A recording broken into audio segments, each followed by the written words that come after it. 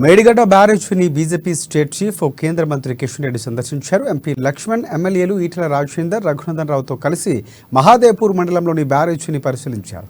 కేసీఆర్ ప్రభుత్వం కమిషన్లకు కక్కుర్తిపడి ప్రాజెక్టు నిర్మాణంలో నాణ్యతా ప్రమాణాలు పాటించలేదని కిషన్ రెడ్డి ఫైర్ అయ్యారు. కేసీఆర్ ఇంజనీర్ అవతారమెత్తి ప్రాజెక్టు డిజైన్ చేసి లక్షల కోట్ల ప్రజాధనాన్ని దుర్వినియోగం చేశారని ఆరోపించారు. కాళేశ్వరం ప్రాజెక్టు భవిష్యత్తు అంధకారంగా మారిందని, పిల్లర్లకు పగుళ్లు వచ్చి ప్రాజెక్టు కుంగిపోతుందని అన్నారు. దీనంతటికీ కేసీఆరే కారణమని ఫైర్ అయ్యారు.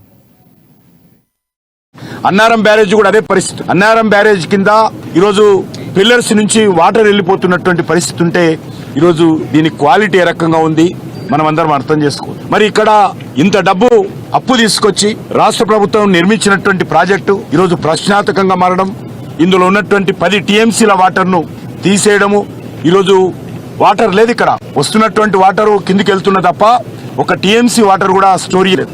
ఈ ప్రాజెక్ట్ అంతా కూడా ఈరోజు ఏమైపోతుందో తెలియని పరిస్థితులు ఉన్నది.